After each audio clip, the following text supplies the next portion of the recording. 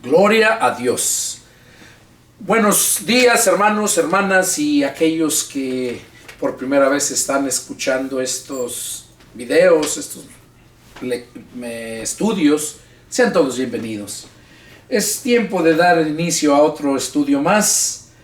Hoy vamos a dar el estudio número 46 y vamos a empezar en el capítulo 9 de San Lucas. Toda la lectura que llevamos, ya llevamos Mateo, Marcos y estamos con Lucas y vamos a llegar hasta Apocalipsis y parafraseando el Nuevo Testamento, es como se llaman estos estudios para poder entender la Escritura.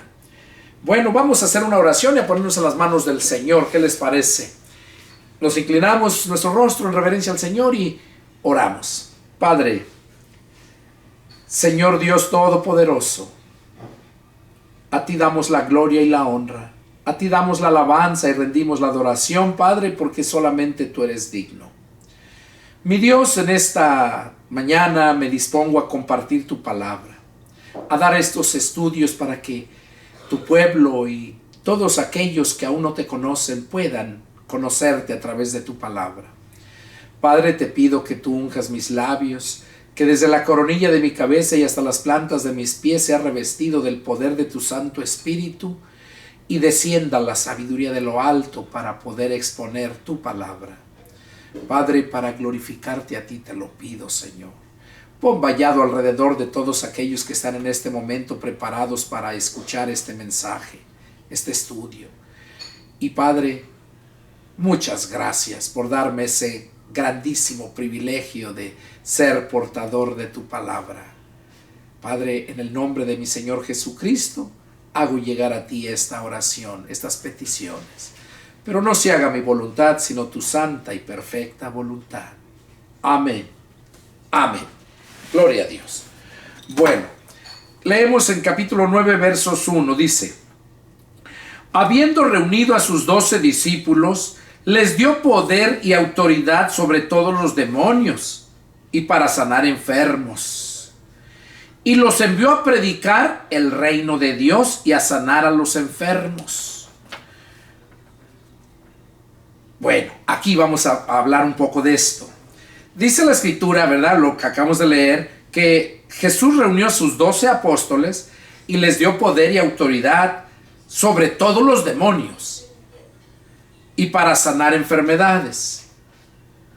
Y los envió a predicar el reino de Dios y a sanar a los enfermos. Les envió a predicar el reino de Dios. O sea, cómo poder estar bajo el reino de Dios y no seguir estando bajo el reino de Satanás. Porque aquí en este mundo, quien reina es Satanás. Jesús dijo bien claro: mi reino no es de este mundo. Y él habla que el príncipe de la potestad del aire es Satanás. Él es el príncipe de las tinieblas. Él es el príncipe de este mundo. Entonces, aquí vemos que solamente les dio poder y autoridad a los 12 para que fueran a predicar el evangelio que conocemos como evangelio, noticias nuevas de salvación. Y claro, pues al predicar el reino de Dios es lo mismo que predicar noticias de salvación. ¿Por qué? Porque al predicarle las noticias de salvación, le vas a decir que solamente en Jesús está la salvación y la vida eterna, el perdón de los pecados. Eso se llama evangelio. Entonces, los envió. Verso 3. Y les dijo: no tomen nada, para el camino, ni bordón, ni alforja, ni pan, ni dinero, ni lleven 2 túnicas. O sea, aquí está diciendo Jesús que no tomen nada para el camino, ni bordón, ni alforjas, ni pan, ni dinero, ni llave, ni llevéis 2 túnicas. O sea, daba a entender aquí que se fueran y que no tardaran más de un día. No los mandó porque no iban a estar con la misma ropa una semana, 2, 3 días, ¿verdad? Entonces los mandó que fueran y que no tomaran nada para el camino. O sea, como comida, que llevaran comida, alforja, o sea, que llevaran, pues, fueran preparados con comida y agua y pan, ni dinero, dice, o sea, que no se preocupe de llevar también dinero, que claro, lo que es normal, ¿verdad? Porque, pues, tienes que andar por allá y si vas en tu carro, se te poncha una llanta, pues tienes que tener dinero para arreglarla, ¿verdad? En aquel tiempo era diferente, en este tiempo, pues, es muy diferente. Entonces, a eso se estaba refiriendo Jesús aquí, ¿verdad? Y luego les dice en el verso 4, y en cualquier casa donde entren, quédense allí y de allí salgan. O sea, que cuando fueran a algún lugar y lo recibieran, que se quedaran allí y que de allí salieran. O sea, que les predicaran en esa casa y de allí salieran a predicarle a más gente. Y donde quiera que no los reciban, miren lo que dice aquí Jesús: salgan de aquella ciudad y sacudan el polvo de vuestros pies en testimonio contra ellos. Dice que donde quiera que no nos reciban, que salgamos de esa ciudad y sacudamos el polvo de nuestros pies en testimonio contra ellos. O sea que cuando andamos predicando y no nos aceptan, pues debemos irnos para otra ciudad, dice. Claro, en aquel tiempo las ciudades eran más pequeñas. En este tiempo no vas a recorrer una ciudad en un día, ¿verdad? Entonces no puedes llegar y predicar un día nada más y si no te reciben te vas, sino que tienes que predicarles a más personas, ¿verdad? Lo que Dios te va poniendo en tu corazón a hacer. Porque recordemos que aquí los estaba mandando el Señor Jesús. Les dio poder, ¿verdad? Y autoridad. Pero recordemos que todavía no tenían el Espíritu Santo ellos. Acuérdense que ellos recibieron el Espíritu Santo cuando se les apareció Jesús al tercer día que resucitó y se les presentó. Ahí fue donde recibieron, cuando les sopló Jesús y les dijo: reciban el Espíritu Santo. Entonces, recordemos eso, ¿verdad? ¿Para qué? Para que podamos nosotros entender que ellos iban a predicar a donde el Señor los mandó que fueran a predicar, ¿verdad? No les dijo: vayan a esta ciudad, vayan a aquella. Vayan ustedes a predicar, a donde quieran ir. Pero ahora, que aquellos que hemos nacido de nuevo, que hemos sido llamados a un ministerio, nos movemos por el Espíritu Santo. Él es quien nos pone en el corazón lo que tenemos que hacer. Y cuando hablo del corazón me refiero a la mente, se los he mencionado muchas veces. Porque el subconsciente, ese es el corazón del ser humano. El subconsciente. Porque ese es el que asimila todo, guarda todo. Tu consciente parte solamente, que retiene. Pero tu subconsciente escucha todo. Y cuando lo necesita es cuando lo pone, lo trae a tu mente, a tu consciente. Entonces, es ahí donde los que hemos nacido de nuevo, que le hemos entregado el corazón al Señor, quiere decir que le hemos entregado nuestro subconsciente para que nosotros siempre vivamos conscientes, entendiendo todo lo que nuestro subconsciente nos va diciendo, que es el Espíritu Santo guiando. Entonces aquí les dijo que aquella ciudad, si no la recibían, que se sacudieran el polvo de sus pies en testimonio contra ellos. Y saliendo, pasaban por todas las aldeas anunciando el evangelio y sanando por todas partes. Oigan, dice que saliendo, cuando los mandó, salieron Dice que pasaban por todas las aldeas. Recordemos que una aldea es un lugar donde hay pocas casas, unas 50 casas, 30.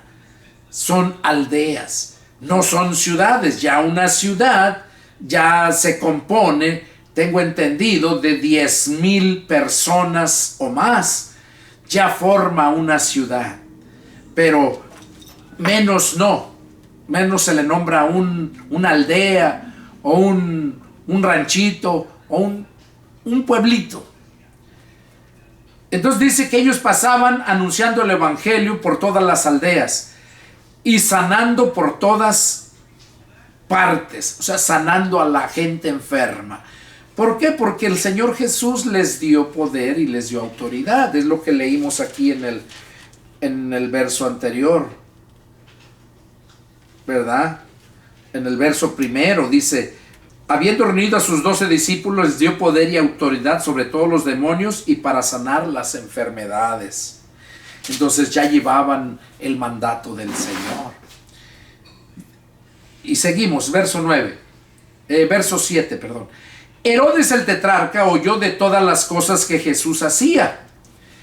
Estaba perplejo, porque decían algunos: Juan ha resucitado de los muertos. Otros: Elías ha aparecido. Y otros: algún profeta de los antiguos ha resucitado. Y dijo Herodes: a Juan yo le hice decapitar.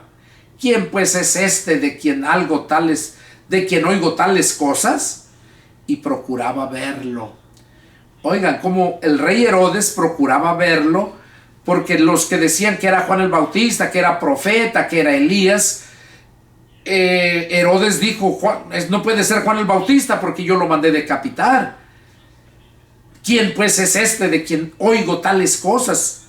Y procuraba verlo. Verso 10. Vueltos los apóstoles, le contaron todo lo que habían hecho, y tomándolos, se retiró aparte a un lugar desierto de la ciudad llamada Betsaida. Y cuando la gente lo supo, les siguió, y él les recibió, y les hablaba del reino de Dios, y sanaba a los que necesitaban ser curados. Hasta ahí vemos cómo cuando regresaron los 12 contentos, le contaron a Jesús todo lo que habían hecho, y dice que sanaban, mucha gente le siguió. Dice que le seguía mucha gente, y Jesús los recibió y les hablaba del reino de Dios. Y sanaba a los que necesitaban ser sanados. Pero el día comenzaba a declinar. O sea, ya se estaba terminando el día, ya pronto iba a oscurecer. Y acercándose los 12 le dijeron: despide a la gente para que vaya a las aldeas y campos de alrededor y se alojen y encuentren alimentos, porque aquí estamos en lugar desierto. O sea, los apóstoles se preocupaban porque ya empezaba a terminar el día, y yo creo que ya tenían mucho tiempo ahí. Y se preocupaban porque ya se iba a oscurecer, y además pues no podían estar en el desierto, porque acuérdense que ellos estaban a un lugar desierto de la ciudad llamada Betsaida. Ahí él lo dice aquí en el verso 10. Entonces le dijeron ellos a Jesús que los despidiera para que se fueran a algunas aldeas, durmieran y comieran algo. Verso 13. Y les dijo: denle ustedes de comer. Y dijeron ellos: no tenemos más que 5 panes y 2 pescados. A no ser que vayamos nosotros a comprar alimentos para toda esta multitud. Y eran como 5,000 hombres. Oiga, era como 5,000 hombres, no contando las mujeres ni los niños, los jóvenes. Dice, eran como 5,000 hombres. Entonces dijo a sus discípulos: hagan sentarlos en grupos de 50 en 50. Así lo hicieron, haciéndolos sentar a todos. Y tomando los 5 panes y los 2 pescados, levantando los ojos al cielo, los bendijo, los partió y dio a sus discípulos para que los pusieran delante de la gente. Y comieron todos y se saciaron, y recogieron lo que les sobró, 12 cestas de pedazos. Aconteció que mientras Jesús oraba aparte, estaban con él los discípulos, y les preguntó diciendo: ¿quién dice la gente que yo soy?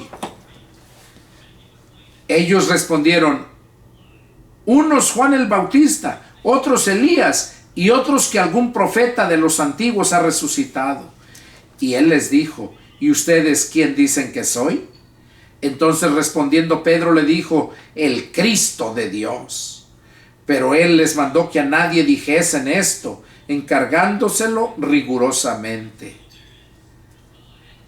Bueno, aquí vemos lo que hemos leído, cómo el Señor Jesús les mostró con hechos que Él verdaderamente era el enviado, que el poder de Dios estaba en Él. Por eso hacía grandes milagros, resucitaba muertos, multiplicaba el pan, sanaba a todos los enfermos. Y aquí, cuando le dijeron a Jesús que los mandaran, Él dijo: denles de comer. Y vemos cómo se quedaron sorprendidos porque pues no tenían más de que 2 peces, 2 pescados y 5 panes. Y dice que eran como 5,000 hombres, sin contar los jóvenes y las mujeres. Y dice que Jesús les dijo que hicieran por grupos de 50, y así lo hicieron, haciéndolos sentar a todos. Y miren lo que me sorprende, ¿eh? Y tomando los 5 panes y los 2 pescados, levantando los ojos al cielo, los bendijo y los partió, y dio a sus discípulos para que los pusiesen delante de la gente. Oiga, ¿qué hizo Jesús? Tomó los 5 panes y los 2 pescados, y levantando los ojos al cielo, los bendijo y los partió. Bueno, nos imaginamos a través de esta lectura, ¿verdad?, que Jesús agarró esos 5 peces, esos 5 panes y esos 2 pescados, y teniéndolo en sus manos, dice que levantó, ¿qué?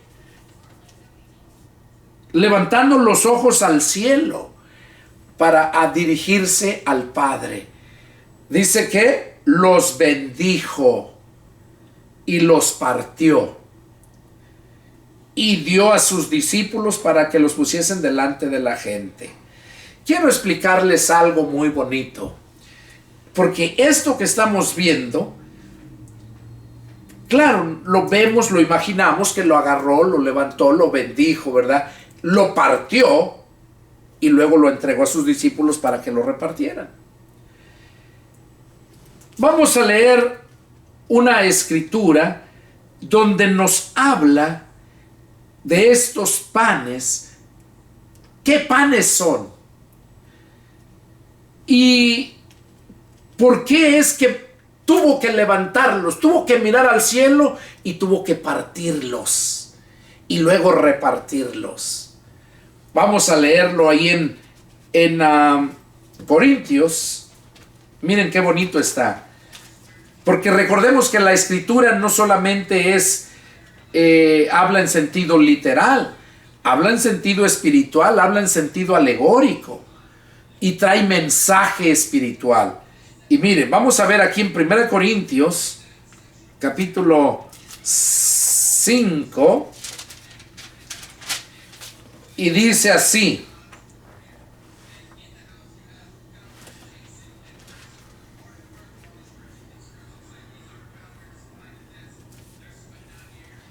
dice 1 Corintios 5, habla acerca de estos panes.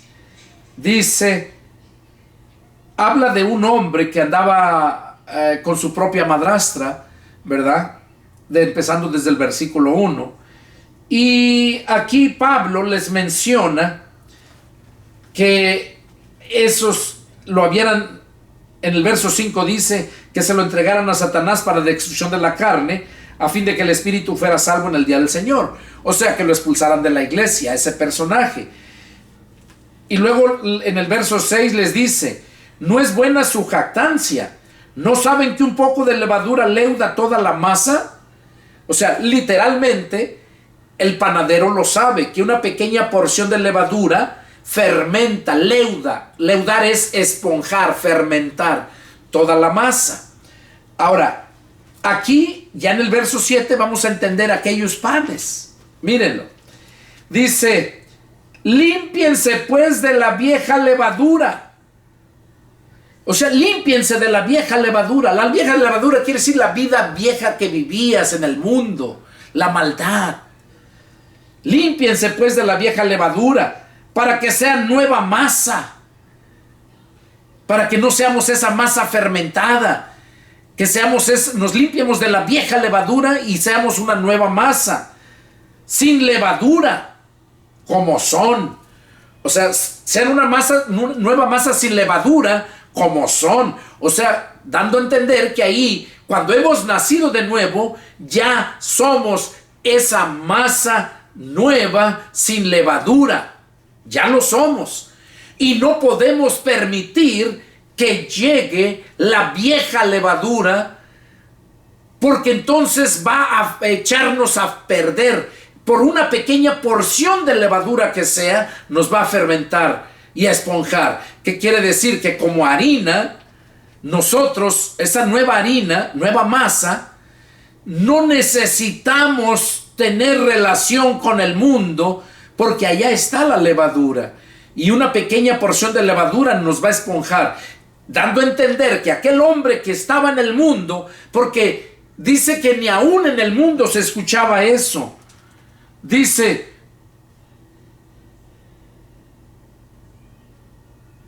en el verso 5:1 dice, de cierto se oye que hay fornicación entre ustedes, y tal fornicación cual ni aún se nombra entre los gentiles. O sea que era tan fuerte el pecado que estaba haciendo este hombre de tener de amante a su propia madrastra, la mujer de su padre. Y dice, tal fornicación cual ni aún se nombra entre los gentiles, o sea, en el mundo. No se mira eso, dice. Tanto que alguno tiene la mujer de su padre. Ahí lo dice. Y ustedes están envanecidos. O sea, una persona envanecida quiere decir que es una persona vacía, que no está llena de Cristo. Porque la Biblia dice que en Cristo estamos completos. Por eso dice que no nos emborrachemos con vino, en lo cual hay disolución, sino que antes seamos llenos del Espíritu Santo. El hombre sin Cristo tiene un gran vacío en su corazón, en su mente. O sea, nunca deja de buscar en todos lados y de todas formas cómo ser feliz. Y lo busca en el dinero, lo busca en el alcohol, en el sexo, en las drogas. Y se da cuenta que no es feliz. Porque la misma escritura dice que la felicidad del hombre no consiste en los bienes que posee. Aquí vemos entonces a través de eso que el hombre anda buscando cómo ser feliz. Pero cuando Cristo llega a nuestro corazón, ese grande vacío que hay, ese vacío profundo que hay en cada uno de las personas del mundo, que lo quieren llenar, como les dije, con lujos, con cosas materiales, con placeres, y lo hacen y se dan cuenta que no son felices. El único que llena ese vacío es el Señor Jesucristo. Por eso, el que no tiene al Señor Jesucristo y que solamente va a la iglesia, que es una persona religiosa, se le hace fácil aceptar a ese tipo de gente, como lo estaba haciendo la iglesia de Corinto. Por eso les dice Pablo ahí a los Corintios en el verso 2, ustedes están envanecidos. ¿No deberían más bien haberse lamentado para que fuese quitado de en medio de ustedes el que cometió tal acción? O sea, haberse lamentado, haberse lastimado, sentido cómo los lastimaba esa persona al hacer esos actos con esa mujer que era su madrastra. Dice, ustedes habían de haberse lamentado y expulsado, sacar de ustedes el que cometió tal acción. Por eso les dice, y en el verso 3 dice, ciertamente yo como ausente en cuerpo, pero presente en espíritu, ya como presente he juzgado al que tal cosa ha hecho. Pablo estaba ausente, o sea, estaba lejos, pero en la carta dice, yo estoy ausente en el cuerpo, pero presente en el espíritu, y ya he juzgado al que tal cosa ha hecho. Y luego les dice lo que hagan. En el nombre de nuestro Señor Jesucristo, reunidos ustedes y mi espíritu, con el poder de nuestro Señor Jesucristo. Oiga, porque ahí ya tenemos el poder del Espíritu Santo. En aquel tiempo, lo que estábamos leyendo acá en Lucas, les dio poder allí temporalmente para que fueran y hicieran eso. Pero ya luego les dio el poder permanente, que es el poder del Espíritu Santo. Por eso aquí les dice, con el poder de nuestro Señor Jesucristo, el tal, o sea, esa persona, entréguenselo a Satanás para destrucción de su carne, a fin de que su espíritu sea salvo en el día del Señor. ¿Cómo se lo va a entregar a Satanás? Simplemente expulsándolo de la congregación, no recibiéndolo en la iglesia local. ¿Por qué? Porque eso es lo que contamina. Ahora, ¿por qué? ¿Por qué va a ser expulsado? Porque se dice ser cristiano y no lo es.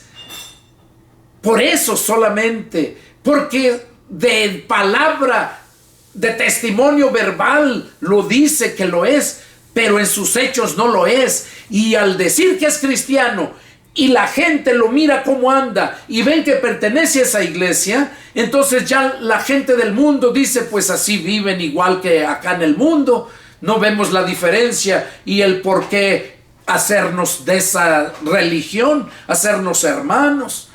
Y es por esa razón, por ese tipo de testimonios, que la gente del mundo tiene mucha apatía a la palabra de Dios.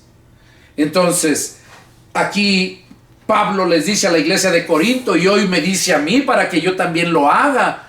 Y te dice a ti si eres pastor llamado por Dios. Y si no eres pastor llamado por Dios, ni evangelista, mejor salte de ese lugar. Si tú estás dando clases como maestro y no fuiste llamado para ser un maestro, solamente estás dando lo que te dice tu pastor que les enseñes y te da un librito para que sigas las normas de ese libro, déjame decirte que eso es demoníaco, porque eso es enseñanza de hombre, que el hombre te está mandando a que enseñes eso y no es Dios.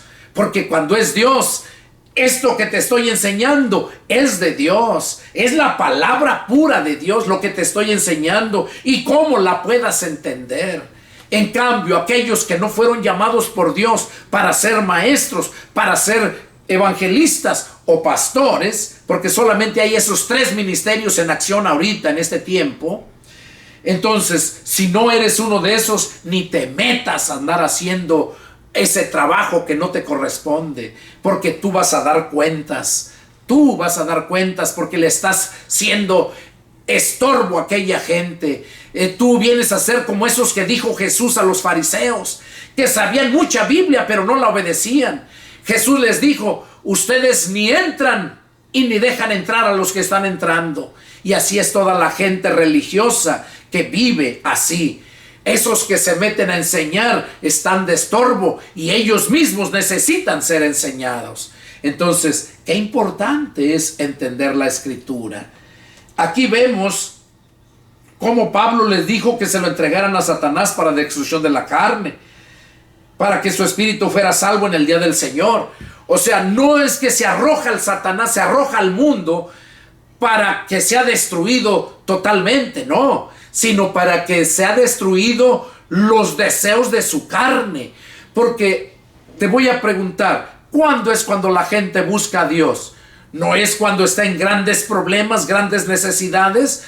Pues todo eso en el mundo lo encuentras bien fácil, porque en el mundo encuentras miseria, dolor y muerte, sufrimiento, pobreza. Todo eso lo encuentras en el mundo. Pero en cambio en el Señor encuentras riquezas, pero riquezas espirituales. Lo material, Jesús dijo, no se preocupen por lo que han de comer o lo que han de beber, porque su Padre Celestial les dará todo lo que ustedes necesitan. Busquen primero el reino de Dios y su justicia, y todo lo demás nos vendrá por añadidura. Así que cuando nosotros estamos confiados en Dios, cuando hemos creído en Dios, nuestra dependencia no es de este mundo, es de Dios. Es de Dios. Entonces, qué importante es entender todo esto. Y aquí vemos que este hombre es necesario que lo arrojen a Satanás, o sea, que lo expulsen de la congregación, y cuando ya esté pasando por grandes sufrimientos, entonces se va a acordar de lo que ya había aprendido, pero no lo había obedecido. Entonces es cuando va a regresar arrepentido, y es cuando está el Padre con los brazos abiertos, esperándolo. Esperándote a ti, si eres uno de ellos. Me esperó a mí. Ahí vemos la parábola del hijo pródigo. El hijo pródigo no dejó de ser su hijo, porque se fue a malgastar, se fue a dar la gran vida. No, lo dejó, le dio su herencia y lo dejó que se fuera. Pero ya estando allá, ya que se dio cuenta que no era igual estar con papi a estar allá en el mundo, cuando tuvo que trabajar allá dándoles de tragar a los marranos, cuando él mismo dice en la escritura que deseaba tragar las algarrobas que tragaban los marranos, allí vino a su mente y se acordó que en la casa de su padre había siempre mucho alimento, que aún los sirvientes comían mejor que él. Pero él ya se había dado la gran vida, según entre él, ¿verdad?, entre comillas, en el mundo. Se gastó todo. Pero tuvo la oportunidad de reconocer y volver al Padre. Como esa parábola nos enseña muchas cosas preciosas, que el Padre Dios siempre está esperándonos con los brazos abiertos a que nos arrepientamos. No puedes venir a Él siendo un mundano. No, porque te está esperando con los brazos abiertos, pero te está esperando arrepentido. No te está esperando así del mundo, como vengas del mundo, y porque te dijeron que creas en Jesús y ya eres salvo, que hagas esta oración mágica y ya con eso ya eres salvo. No, tienes que escuchar, entender la palabra de Dios, porque la palabra te va a convencer. Y cuando te convence es cuando te arrepientes, y cuando te arrepientes es cuando te perdona el Señor, y es cuando verdaderamente naces de nuevo. Y ya cuando naciste de nuevo, jamás dejas de ser cristiano. No que no le falles a Dios. Yo le he fallado muchas veces, y yo creo que todos, porque la Escritura dice: no hay justo ni aun uno, no hay quien haga el bien y nunca peque. Pero cuando el pecado abundó, sobreabundó la gracia. Y las veces que caiga el justo, Jehová lo va a levantar. Como ese personaje que andaba ahí con la madrastra. Ese tenía que irse al mundo para que allá sufriera y recordara la palabra que tanto le habían hecho, se arrepintiera y volviera, pero ya arrepentido. Así como la parábola del hijo pródigo, que dijo él: ya sé lo que haré, me levantaré, iré a mi padre y le diré: Padre mío, he pecado contra el cielo y contra ti, no soy digno de ser llamado tu hijo, hazme como uno de tus jornaleros. Y dice que así al otro día amaneció y puso por obra lo que había pensado en la noche y se fue. Y dice que estando ya a lo lejos, cerca para llegar a su casa, ya yendo para su casa a lo lejos, dice que miró al padre que estaba a lo lejos. Y el padre, dice la escritura, que él corrió al padre y el padre fue a recibirlo con los brazos abiertos y mandó a los sirvientes que matara el becerro más gordo para hacer fiesta. Mandó que le pusieran el anillo que representaba la realeza. Nosotros cuando venimos a Cristo, nosotros venimos a ser reyes y sacerdotes. Jesús es el Rey de Reyes. No de los reyes de ahorita, de estos tiempos, no. Los reyes somos nosotros, aquellos que hemos creído. Ahí en Apocalipsis 20, del 1 en adelante al 6, ahí lo dice, que Dios nos ha dado ese privilegio para ser reyes y sacerdotes por 1000 años. Cuando Jesús venga a levantar su iglesia, cuando se termine esta dispensación y entonces empezamos a la era del milenio. Ahí es cuando ya Jesús nos baja y es cuando vamos a estar ahí por 1000 años, reyes y sacerdotes. Entonces, ahí como el hijo pródigo llegó y mandó que le pusieran el anillo real, que lo vistieran de ropas reales y hicieron fiesta. Eso es lo que Dios quiere. Si tú, amigo, que estás ahí en el mundo y estás escuchando estos estudios, es porque Dios te está esperando también, pero arrepentido. No te está esperando así con tus mundanalidades como en las iglesias religiosas que dicen que tú ven a Jesús, Él te quiere tal y como eres. Es mentira, es mentira. Por eso Jesús mandó a su Hijo, porque Él no te quiere tal como eres. Él no te quiere pecador. Él te quiere limpio con la sangre de su Hijo Jesucristo. Él te quiere santo por el poder de su Espíritu Santo. Él te quiere justo porque Jesús es nuestra justicia. Él nos hace justos. Entonces, Juan 3:16 dice que tanto amó Dios al mundo que dio a su Hijo unigénito. Amó, tiempo pasado. No amaré. Porque hay un pasaje donde dice el Padre, yo amaré a los que me aman. Amaré a los que me aman. Está hablando ya en futuro, del presente al futuro. Yo amo a los que me aman. Entonces, es importante entender estos puntos. Que no te engañe la gente religiosa, las religiones, para que lleves gente. Porque lo que les interesa es tener cantidad, número, no calidad. No puede haber cantidad y calidad. Eso es imposible. No es imposible. Para Dios es diferente. Cuando nosotros predicamos la palabra de Dios, es poca gente la que de verdad atiende. Y Jesús mismo lo dijo, que ancho y espacioso es el camino y la puerta que conduce a la destrucción, y muchos los que van en ese camino y entran por esa puerta. Pero que estrecha es la senda y angosto el camino, angosta la puerta, estrecha la puerta y angosto el camino que conduce a la vida eterna, y pocos los que lo encuentran. Ahí nos damos cuenta verdaderamente que los que hemos nacido de nuevo somos muy pocos, y los que Dios nos ha llamado al ministerio somos pocos. Pero es necesario que prediquemos su palabra de la forma que sea, pero que la expongas, la palabra, no tu intelecto, no tus ideas, no tu razonamiento, no, sino a partir del razonamiento de Dios.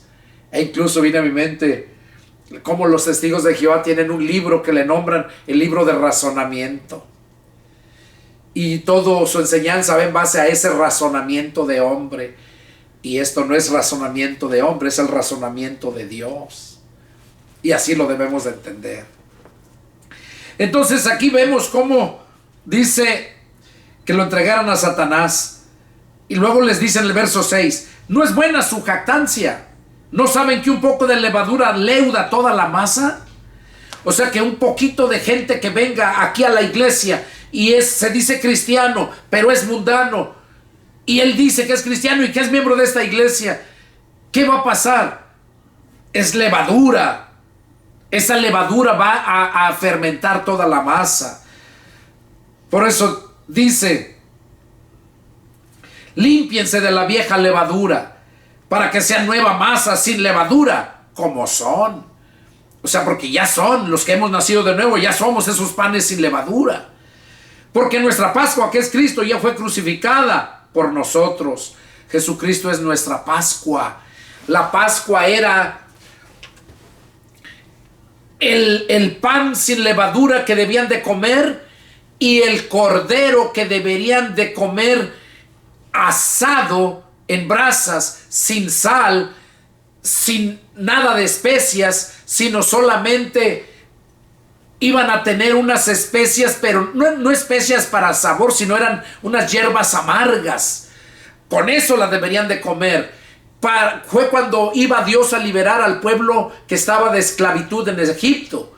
Cuando Dios mandó a Moisés, cuando les dijo, diles que hagan esta comida, porque esa fue la última plaga, la muerte del primogénito de todo Egipto, tanto bestias como hombres. Y al pueblo que estaba ahí de esclavo en Egipto le dijo que se comiera, celebrara esa Pascua, porque esa Pascua representa la libertad, y que comieran eso para que nunca se les olvidara de la amargura que habían estado viviendo en la esclavitud. Y hoy en día viene siendo lo mismo. Nuestra Pascua es Cristo. Él ya fue sacrificado por nosotros. Allá el cordero que sacrificaban, tenían que usar la sangre y ponerla en el marco de la puerta, para que cuando viniera el ángel de la muerte a matar el primogénito, al mirar esa sangre en el dintel de la puerta, se iba de paso y no causaba daño. Entonces, ese cordero representa a Jesucristo. Su sangre representa esa sangre de aquel cordero que está en el dintel de la puerta. Que el ángel de la muerte, al mirar eso, se pasa de largo y no causa daño. Entonces, es cuando nosotros verdaderamente somos libres del pecado, libres de la esclavitud del pecado. Porque la gente, cuando comete pecado, vive en el pecado, se les hace normal y no se dan cuenta que son esclavos, que obedecen a los deseos del pecado. Y por eso es necesario que de esa esclavitud los saque Jesús, con el sacrificio de Jesús y con la sangre de Jesús. Y el ángel de la muerte se va y te hace libre. Eso representa la Pascua. Eso representa, te hace libre. Lo vamos a leer aquí para que se den cuenta a qué se estaba refiriendo eso. En el Evangelio de San Juan, capítulo 8, verso 31, dice: dijo Jesús a los judíos que habían creído en él. Oiga, eran cristianos, se decían cristianos, creían en Jesús. Les dijo: si ustedes permanecen en mi palabra, serán verdaderamente mis discípulos. O sea, dando a entender que un verdadero discípulo es aquel que permanece en la palabra, no en la doctrina de hombres, no en la religión fulana o sutana, doctrinas diferentes, sino en la doctrina de Cristo, en la palabra de Cristo. Dice: si ustedes permanecen en mi palabra, serán verdaderamente mis discípulos y conocerán la verdad, y la verdad los hará libres. Oiga, aquí voy a leer lo que les estaba diciendo de lo que mencionaba de Moisés. Le respondieron: linaje de Abraham somos y jamás hemos sido esclavos de nadie. ¿Cómo dices, seremos libres? Jesús le respondió: de cierto les digo que todo aquel que comete pecado, esclavo es del pecado. Y el esclavo no queda en la casa para siempre, el Hijo sí queda para siempre. Así que si el Hijo les libertare, serán verdaderamente libres. Así allá la gente la gente allá en Egipto tenía que obedecer el mandato de Moisés. Tenían que sacrificar ese cordero, cocerlo con esas hierbas amargas, y con la sangre tenían que pintar el marco de su puerta. Y tenían que cavarse todo el cordero. Todo. Y dijo que lo que quedara de desecho, el excremento, que lo quemaran, lo deshicieran, lo desintegraran, dando a entender que te vas a comer nada más lo más bueno, lo limpio, lo puro. Y por esa razón, y te ibas a ver amargo. Dice, para que nunca se les olvide la amargura de donde los estoy haciendo libres. Y esa sangre, les digo, pasaba de alto, se pasaba de paso el ángel de la muerte. Entonces, aquí vemos cómo Jesús mismo da a entender que Él es ese Cordero Pascual. El que es esclavo el que comete pecado es esclavo del pecado. Y ese esclavo no queda en casa, o sea, en la casa de Dios. No entra a la familia de Dios el esclavo. Un esclavo en aquel tiempo, cuando había esclavitud, lo vendían. Si ya estaba viejo y no lo servía, lo vendían. O si salía huevón, flojo, ratero, lo vendían, lo sacaban, lo corrían, ¿verdad? Pero cuando ya los esclavos eran libres, ¿verdad? Cuando alguien los compraba, ya se los llevaban, eran de ellos. Por eso Jesús vino a comprarnos con su sangre, con su sacrificio. Vino a hacernos libres. Él pagó el precio. Él nos hace libres de esa esclavitud del pecado. Y aquí dice verso 8: así que les celebremos la fiesta no con la vieja levadura, ni con la levadura de malicia y de maldad, sino con los panes sin levadura de sinceridad y de verdad. Oiga, sino que con los panes sin levadura de sinceridad y de verdad. O sea, ahí se está refiriendo a hombres. Arriba decía que se limpiaran de la vieja levadura para que fueran nueva masa, dice, como son. O sea, ya eran nueva masa. Y esa nueva masa la cose el fuego del Espíritu Santo. Y es cuando venimos a hacer esos deliciosos panes que a cualquiera se les antoja. Un cristiano verdadero, la gente del mundo te admira, desea lo que tú tienes porque ve el gozo, la paz y la bendición material también, porque Dios te bendice. Y si no te bendice Dios, es porque no estás bien. ¿Por qué? Porque la Biblia lo dice. Jesús dijo, si en lo poco me eres fiel, en lo mucho te pondré. Entra en el reino de tu Señor.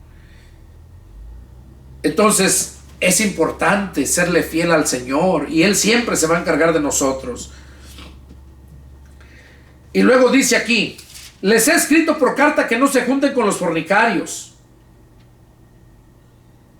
Bueno, perdón, aquí en el verso 8, aquí los traje para que se dieran cuenta de esos, que celebremos la fiesta no con la vieja levadura ni con la levadura de malicia y de maldad, sino con panes sin levadura de sinceridad y de verdad. O sea que tu relación debe de ser con los cristianos, con los panes sin levadura de sinceridad y de verdad. Entonces, esos panes que vemos acá en Lucas, lo que leímos, dice que ¿qué fue lo que hizo?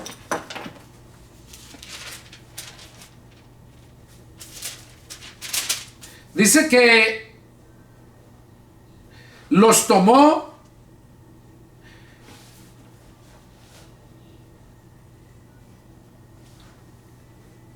dice en el verso 16, Lucas 9:16, y tomando los 5 panes, eran panes sin levadura, y los 2 pescados, acuérdense lo que dijo el Señor a Pedro cuando lo encontró pescando: vengan en pos de mí y yo los haré pescadores de hombres. Entonces aquí está hablando, y tomando los 5 panes y los 2 pescados, levantando los ojos al cielo, los bendijo y los partió Cuando tú vienes a Cristo, cuando recibes a Cristo en tu corazón, recibes esa grande bendición y te quebranta.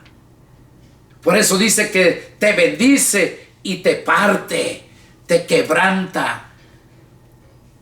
Cuando ya te quebranta es cuando ya eres ese pan sin levadura. Ya estás arrepentido de todo, vienes a hacer ese pan, te quebranta.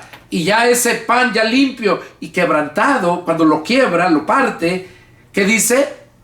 Lo repartió. Lo repartió.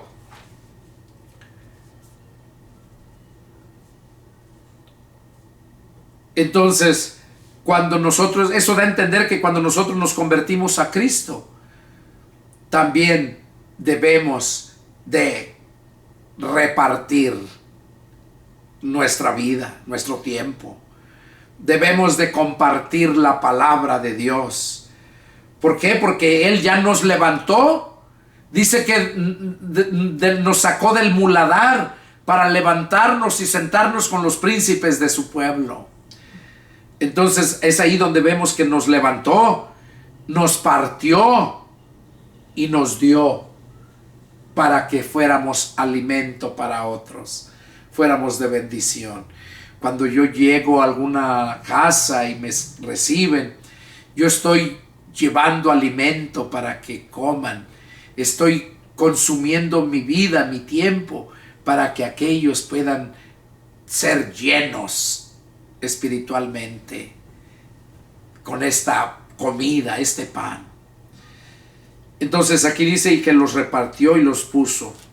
Eso representa esto que leímos de estos panes. Y dice, y comieron todos y se saciaron y recogieron lo que sobró 12 cestas de pedazos. O sea que dice que se saciaron, comieron todos. Y luego dice que Jesús les preguntó, ¿verdad? Les dijo que quién decía la gente que eran. Y Él les dijo, ¿y ustedes quién dicen que soy? Porque unos decían que eran Juan el Bautista, que era Elías, que era un profeta. Y entonces le dijeron que era el Cristo. Pedro fue el que le dijo. Entonces respondiendo Pedro dijo, el Cristo de Dios. Pero Él les mandó que a nadie le dijesen esto, encargándoselo rigurosamente, que a nadie se lo dijeran. Y diciendo, es necesario que el Hijo del Hombre padezca muchas cosas y sea desechado por los ancianos, por los principales sacerdotes y por los escribas, y que sea muerto y resucite al tercer día. Y decía a todos, si alguno quiere venir en pos de mí, niéguese a sí mismo, tome su cruz cada día y sígame. Hay muchos que quieren ser cristianos, pero no quieren sufrir.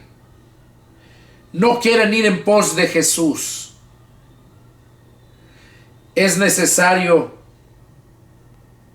que cuando nos convertimos a Cristo vayamos siempre siguiendo nuestro caminar en Cristo y tomar nuestra cruz. Nuestra cruz representa el sufrimiento que pasó Él y la muerte que tuvo. Que nosotros, que cuando tomamos nuestra cruz quiere decir que estemos dispuestos aún hasta la muerte por amor a nuestro Señor. Hay mucho peligro. Yo he andado muchos lugares predicando y déjenme decirles que he pasado muchos problemas también, me han querido matar, pero como les digo, cuando Dios te manda, Él es el que se encarga de cuidarte. La palabra dice que el ángel de Jehová acampa. Acampar es estar viviendo alrededor de los que le temen y los defiende. Entonces, eso es precisamente lo que el Padre hace con nosotros cuando hemos creído. Cuando andamos predicando por allá, el ángel de Jehová nos defiende, nos guarda. Es importante entender todo esto. Jesús les dijo que era necesario que Él padeciera, todo lo que iba a padecer, y que el que quisiera seguirlo tenía que padecer también. Y verso 24 dice, porque el que quiera salvar su vida la perderá. Y todo el que pierda su vida por causa de mí, éste la salvará. Ahí vemos que es necesario estar dispuesto a servirle al Señor, aún tomando esa cruz, porque Él murió en la cruz. La cruz representa muerte y sacrificio y muerte. Eso representa la cruz. Cuando tú tomas la cruz, quiere decir que estás dispuesto a sufrir por el Señor hasta la muerte. Y porque dice que el que pierde la vida por causa de Cristo, ese no la pierde, la salva. Y luego sigue diciendo, pues ¿qué aprovecha el hombre si gana todo el dinero, todo el mundo, y se destruye? O se pierde a sí mismo, dando a entender que de qué le sirve al hombre que tenga todo, no va a ser feliz y se va a perder porque no va a poder dar nada por su alma, ¿verdad? Entonces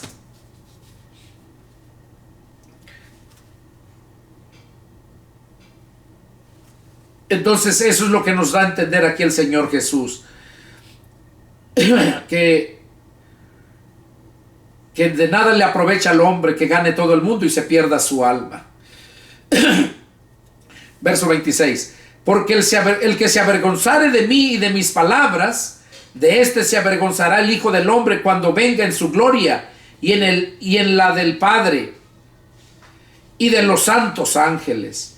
Pero les digo en verdad que hay algunos de los que están aquí que no gustarán la muerte hasta que vean el reino de Dios. Aquí está hablando Jesús, ¿verdad? De que no se estaba refiriendo a los que estaban allá literalmente, porque recordemos que Jesús todavía no ha venido y aquellos de aquel tiempo pues ya nomás cenizas quedaron, ¿verdad? Entonces lo que está diciendo aquí me lo está diciendo a mí, te lo está diciendo a ti, ahorita en estos tiempos, porque estamos viviendo los últimos tiempos. Por eso dice, pero les digo en verdad que hay algunos de los que están aquí que no gustarán la muerte hasta que vean el reino de Dios. Ahorita todos los que estamos viviendo ahorita somos la última generación y es posible que veamos la venida cuando Jesús venga. Bueno, no que la veamos, perdona, claro, porque la venida de Jesús va a ser tan rápido como un abrir y cerrar de ojos. Los que sí la van a ver va a ser los que se queden en el mundo, en la gran tribulación, tanto el mundo como los judíos. Los judíos sí se van a quedar todos los que no creyeron en Jesús hasta en este tiempo, porque para llegar al cielo solamente Jesús es el camino. Él mismo lo dijo, Juan 14:6. Yo soy el camino, yo soy la verdad y yo soy la vida y nadie viene al Padre si no es por mí. Entonces ellos, los que estén vivos aquí, van a ver cuando Jesús venga, los judíos, y lo van a recibir. Y los del mundo, muchos, algunos lo van a recibir, pero muchos no lo van a recibir. Entonces es lo importante aquí, ¿verdad? Que hay algunos, dice, que no van a gustar la muerte, no van a morir. Pues eso es lo más bonito, ¿verdad? Que eso es lo más bonito que Dios nos promete, ¿verdad? Espero que Dios haya hablado a tu vida y que sea de grande bendición todo esto que hemos hablado. Yo deseo que te conviertas de verdad al Señor. Si no lo conoces, que lo conozcas. Y si ya lo conoces de oída solamente, que lo conozcas espiritualmente. Porque Él a eso vino, a salvar todo aquello que se había perdido. Bueno, este fue el estudio. Con esto terminamos y espero que nos veamos pronto. Que Dios les bendiga y nos vemos la próxima. Adiós.